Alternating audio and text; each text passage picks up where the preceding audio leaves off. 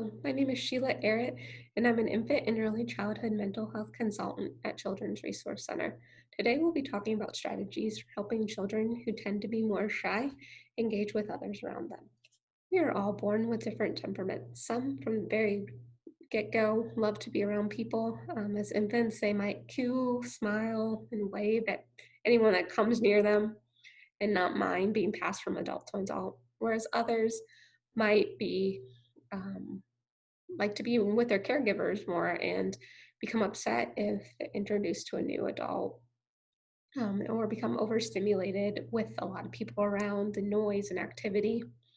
It's important to observe what the children you care for, what their temperament is, and also what settings bring out that temperament more so than others. Just because a child is slow to warm up in one setting doesn't mean that's consistent throughout. There might be some settings where they're more comfortable and more readily willing to engage with others. And as we observe our children, it's important that we support them rather than force them into settings that they're not comfortable or ready to engage in yet. So if a child is slow to warm up, say entering the playground, it's important that we don't say, just go play. We give them time and allow them to just adapt to the new setting. If they feel supported by the caregivers around them, then they are more apt to engage with other children and other adults. And if you, as the adult, have a temperament that's similar to the child that you're working with or your own child, it's going to seem more natural to be able to support them and relate to them. But it doesn't mean that you won't be able to relate to a child who has an opposite temperament. Even in one family, you could have two children with very different personalities and temperaments. And so those who have different temperaments than your own, it might just take a little extra observation and a little adjusting, but you too can support them as well. It's also important that we avoid labeling a child as shy. Just because they're slow to warm up in younger years doesn't mean that that's what they're going to be as they get older. We don't know what that child's future holds, so we shouldn't put a label on them that doesn't necessarily describe who they are going to become. We can support children in developing social skills.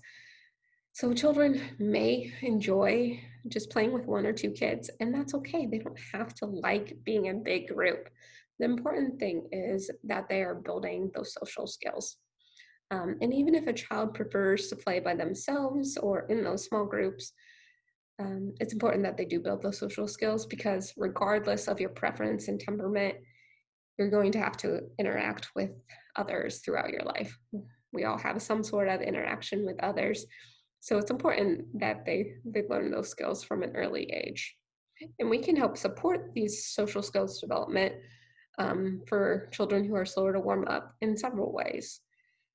We can set up play dates and settings that are comfortable for the child so that they get that interaction with other kids, but they don't have to worry about adapting to a new environment on top of interacting with other kids. So maybe the home is a great place to start this, inviting other children over one or two at a time for the child to begin having that time to play and interact. Another opportunity is to begin side-by-side play. So this is where there's an activity the children have, and each have their own, like in the picture of the Play-Doh below, but they can be by each other and have that proximity and kind of watch each other. And as the comfort level increases, then likely the social interaction will increase. Two, if a child is entering a new situation or one that they're just not as comfortable with, they might need their adult caregiver to join with them and play. So let's say you're at a park and your child wants to go over to the sandbox but is hesitant. They might need you to come with them and sit beside them and play along with them until they get comfortable and start interacting with those other kids. And then you can start to shove back up and allow the child to play on their own with the other kids. And like the situation with the park, it's okay for a child to have time to warm up. especially coming into a situation that they're not as comfortable. The child might want to just kind of sit back and observe, and that's okay. Allow time for them to just kind of acclimate and warm up, and then maybe suggest, okay, if we're at the park, okay, can I push you on the swings, or can we go over to the slide and start slowly engaging with one setting and then increasing to the next as well. Um, Children who are slow to warm up tend to need longer times for transitions. Those can be harder. They tend to like routines that gives them a sense of knowing what's to come and having stability there. But there's going to be transitions in life, and there's going to be times when you, as a parent, can't always be there to maybe play alongside them or whatnot.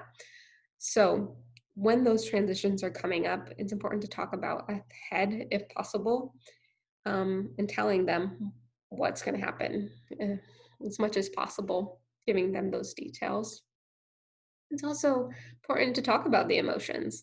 It's okay to be feeling nervous or shy. Um, they're part of life, and we can help to learn what to do when we're experiencing those emotions, and learn skills to help calm those emotions as well. For kids, there are a lot of great books about emotions, and same with feeling shy or nervous. Here are several that I found.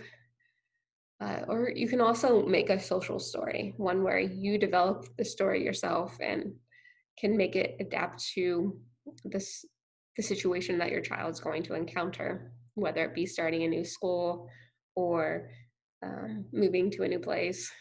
You can make the story just personalized to your child. There were several resources that I looked at.